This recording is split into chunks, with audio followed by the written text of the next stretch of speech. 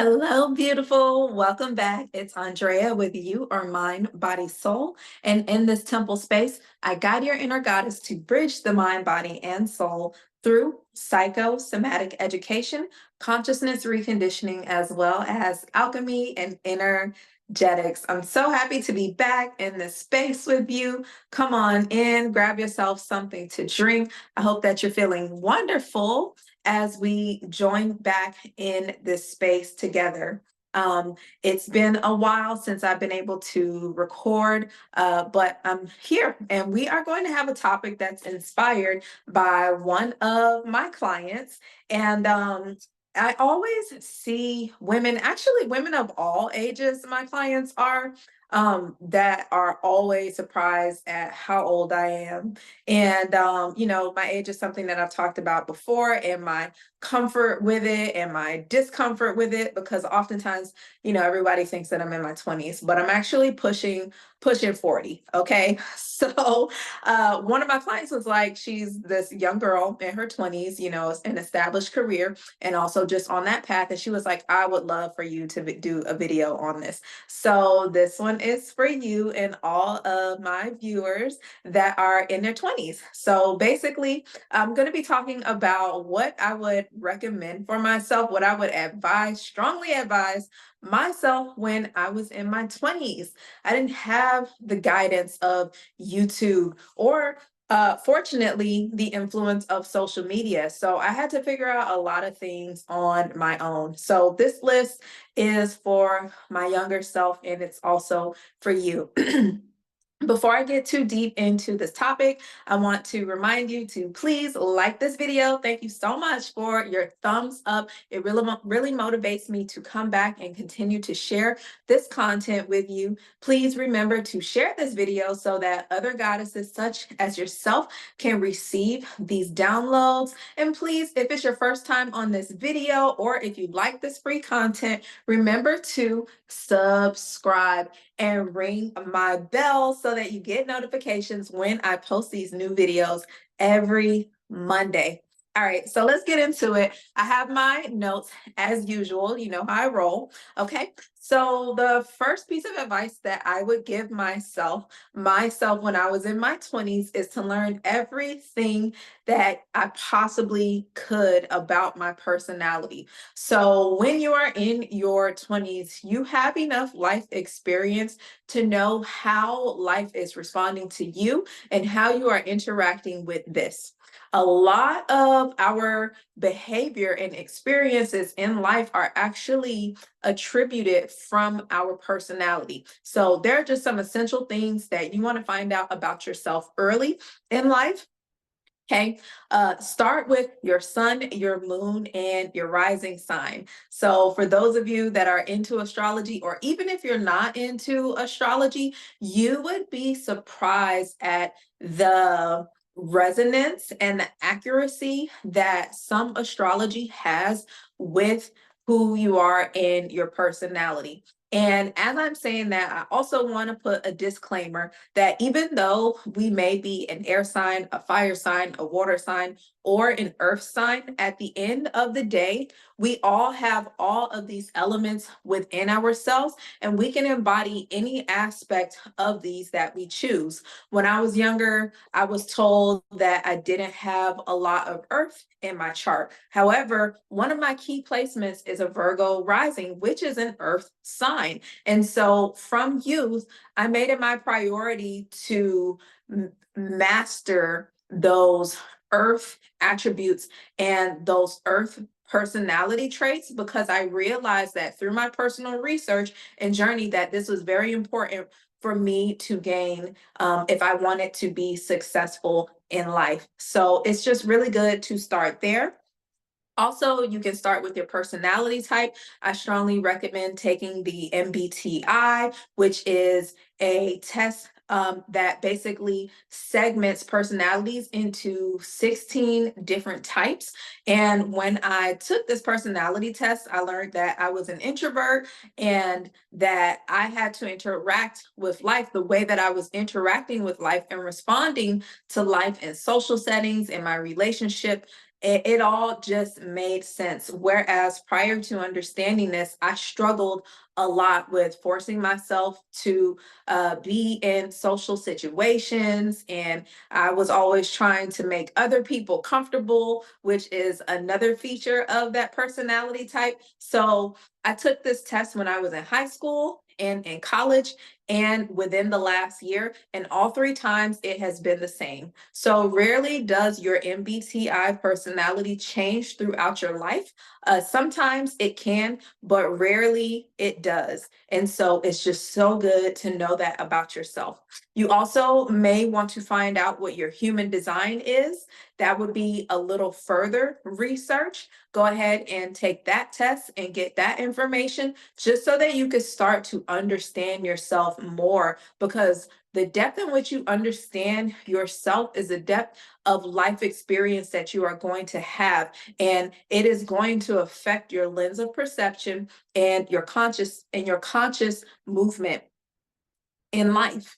And all of these things make you unique. And when we are living life through our goddess energy, we want to be stepping into our authentic self. And the only way to be authentic is to know who you truly are. Make sense? All right. So the next thing that I have is decentralizing men. Okay. Decentralizing boyfriends. And this is more so when you're getting towards your mid to late 20s. Being in a relationship with a boyfriend, the boyfriend paradigm, if you want a traditional family lifestyle, if you want to have children and you want to be protected and you want to be provided for, I would have recommended to myself to not have any more boyfriends, because when you are in the boyfriend girlfriend relationship dynamic, which is not real, it is not a real title, it is not something that is being witnessed before God and or society. Literally, when I think about the term boyfriend and girlfriend, I think about boys and girls that are friends that are just trying to figure life out. You're figuring life out together. And when you are figuring life out together with someone that you are not in a sacred container of marriage or commitment with, it can do a lot of things to your nervous system, to you psychologically, your hormone system.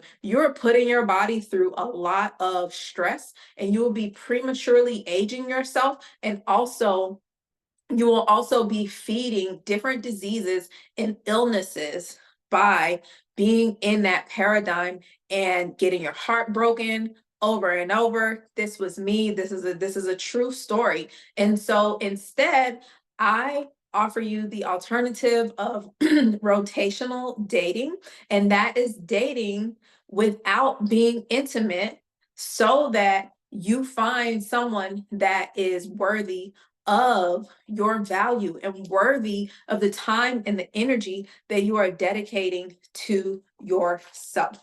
Okay. Because otherwise, you're going to be learning hard lessons. Okay. And you're going to waste a lot of your time.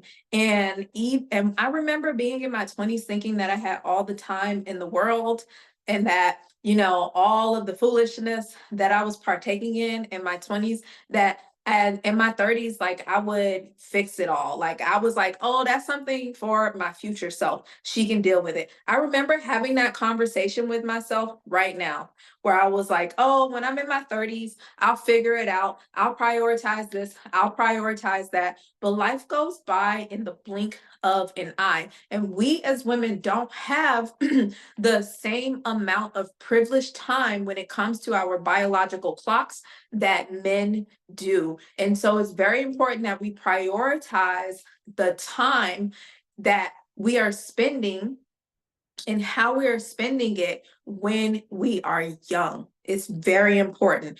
Every time you enter into a boyfriend girlfriend relationship paradigm, you are taking away from the time and energy that you could be putting into learning yourself and mastering yourself. And you are basically volunteering to help raise someone else's son. Okay, so that's all that I'm going to say about that. Alrighty. The next thing that I actually did when I was in my 20s after college was learn my nutrition type. Okay. So I strongly recommend that you figure out what your body needs to thrive nutritionally and what like an optimal nutritional lifestyle is for you. And this is going to be based on your genetics, which is going to determine your blood type. And it's going to be based on what you specifically need, which is why it is an inner work journey that you will have to take. So, being a vegetarian or being a vegan is not for everyone. I tried to be a vegetarian for a year. I loved it. It felt good. I got results. And I also went through phases of my life where I ate a lot of meat. And that was okay, but it didn't work for me. All right. And so you need to figure out like what are the foods that your body is adverse to, like what creates adverse effects in your body and what actually makes you feel good.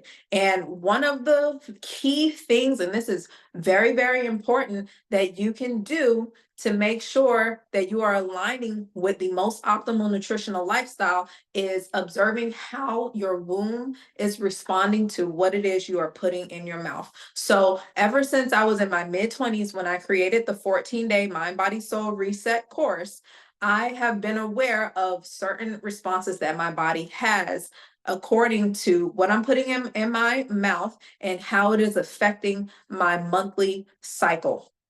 Super important. So I don't want to go into great details about that. There are other videos that I've created that discuss that. And also I have courses on ymbs.co. But another thing that I will leave you with is I would also recommend to start to take a multivitamin when you are in your 20s. Okay. Start that habit early so that you are supporting your body's nutrition along with a healthy and balanced nutritional lifestyle, avoid dieting, and learn how to have discipline and awareness with what you are putting in your body. Okay. Now, the next thing that I would recommend for you ladies that are in your 20s and you are exploring your body and you're interacting with these relationships and you're learning about yourself, which is what the maiden season of your life is for. It's about going out and exploring yourself sensually if you are choosing to explore yourself. Okay. But one of the conversations that you really need to have with yourself if you're in your 20s is a conversation about should or should you not be on birth control. Okay. I know that every woman's body is created differently. Some of us actually really do need to be on birth control. So, of course, consult your doctor if you have some kind of hormonal imbalance that requires you to regulate through the pill or whatever have you. But if you find yourself in a situation where that is optional, you want to have that conversation with yourself and ask yourself, is what I am trying to gain in this chapter of my life worth me interrupting my body's natural rhythm and its natural patterns?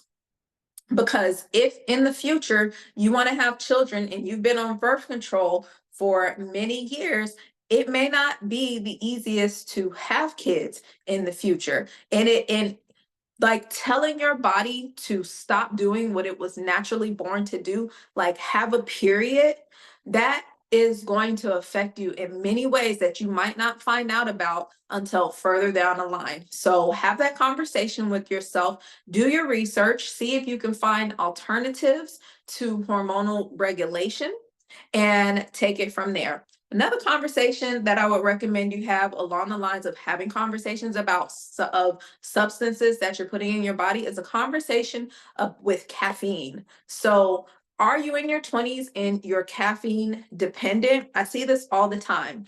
If you're caffeine dependent already and you're only in your 20s, like you have to drink coffee more than 5 times a week, 4 to 5 times a week, that's going to wear out your adrenal system which can create adrenal fatigue, which is going to affect your hormonal system, your nervous system. And again, as women, we have a sensitivity to the aging process. We age differently than men. And every season of a woman's life, she is living in a different body. So while your body is learning how to be in tune with its rhythm, if you are interrupting that pattern by drinking copious amounts of caffeine, just imagine how that's going to affect you when you get into your 30s or your 40s. Okay, it can be consequential. So just be aware of what moderation and balance feels like for you, and also be aware of the driving forces that are leading you to different habits that you are partaking in. Okay. So the next piece of advice I would give to you ladies that are in your 20s is to get financially literate, okay? So if you don't have the fortune of coming from a family or an environment that talks about finances like I did, for example, I went to college, I got a pre-med degree. We learned about everything under the sun, from politics to the body to psychology. But one of the things that we didn't learn about, and even people that are in business and in finance, they don't even, well, some people, maybe if you're in finance, that may be an exception, but like they don't just teach how to be financially literate, how to build credit, how to budget, and how to save. So if you can take a course on that, or if you can do your research on your own and just develop some financial literacy, just basic skills that you can use to make sure that you are in a financially healthy state, because we want to be healthy, mind, body, soul, financially, in our relationships. You want everything to be healthy, okay? And so that you're not waiting until your future to do it, because we want to be investing. You want to have a savings. You want to be able to do what you want to do when you want to do it. And you're setting yourself up for that future when you're in your 20s. I got started when I was late. I didn't start getting financially literate until I was in my 30s. And, just it took me a couple years just to get at a healthy playing field, because I had a bad relationship with money. I had a poverty mindset. I had to cut cords with familial ties that kept me bound in these chains of poverty. I had to heal all of that out of my body and out of my system. So if you notice that you have any kind of block like that in your life, address it while you're in your 20s. All right. And also consider wealth, and consider what you are passing down to the generation that comes after you, whether or not you decide to have children, adopt, or if you have nieces and nephews. Okay. The next thing that I would advise myself, and for you ladies in your 20s, is to, or even if you're in your 30s watching this video and you're not, and you're behind on this list, it's never too late. Okay. A lot of this stuff I didn't start doing until I was in my 30s. So the next thing that I have here is to get a support system. Okay. Get counseling if you need counseling. Get that support so that you are allowing yourself to feel held. Okay. This could be in the form of a counselor. If you don't have the privilege of having a family or caregivers that you feel supported by, you have to create this for yourself.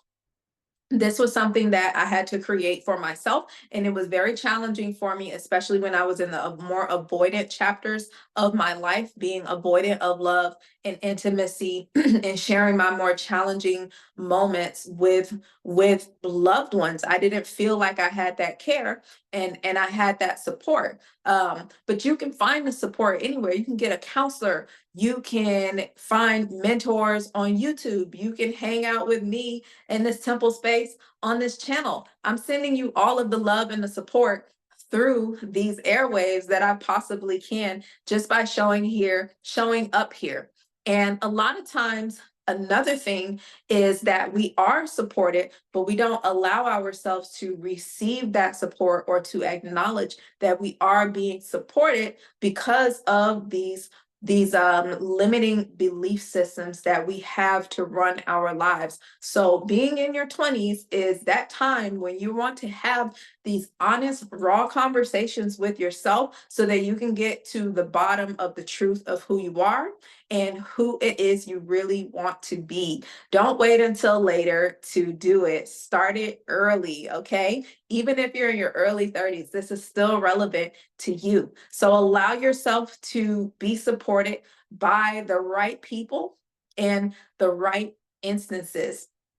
And I will also say for me, because I didn't feel like I had a strong support system until recently, and even now, my spirituality was a big part of how I felt supported. I had deep faith because I grew up in a school system that had strong faith as an emphasis. I went to a private school, so from young, uh, you know, faith and my spirituality was instilled in me. I'm not a religious person. I haven't been religious since I was 18, but I've always been pretty spiritual. And, having the nurturance and the support and the awareness that there is always a higher power that is supporting you and holding you in your choices and decisions in your path of through life is one of the most powerful things that you can start to accept and internalize while you are young, okay?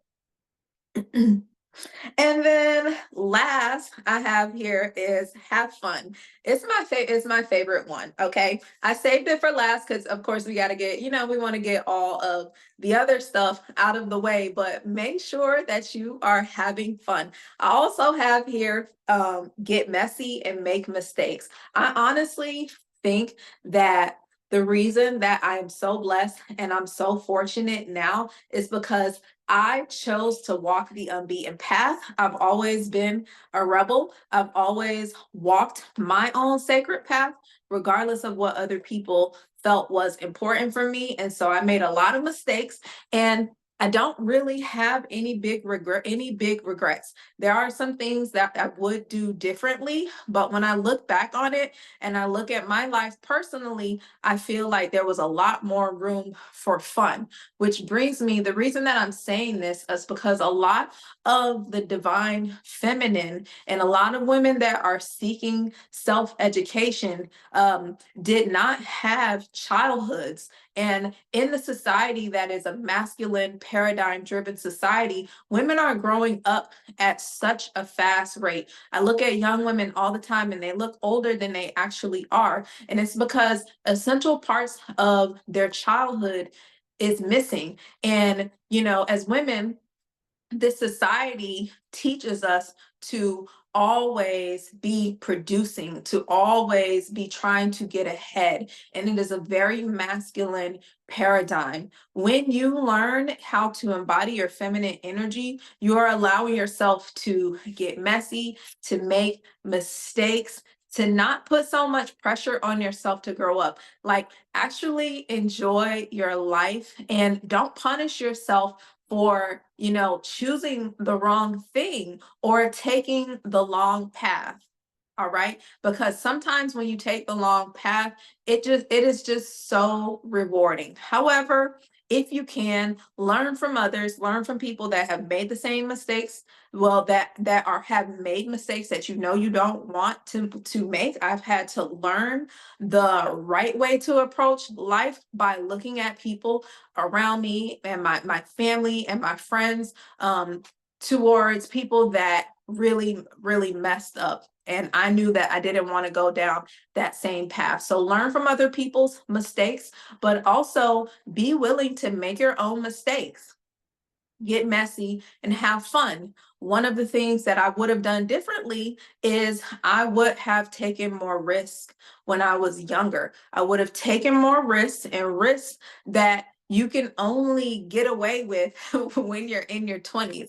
I would have done that. But a lot of the reason that I didn't take more risks was because I was so busy trying to be grown, trying to be a mature adult, and also just not feeling confident and courageous in my own personal authenticity, which brings me back to the first piece of advice is learning about yourself. So if I would have known more about myself, just those basic fundamental things, I would have been more courageous and I would have taken more risks. And that's one of the things that I definitely would have done in my 20s. All right. So I hope that you enjoyed this content. If so, please remember to like, share, and subscribe to this video. Thank you so much for spending this time with me. I'm sending you all the love. I'll catch you in the next one.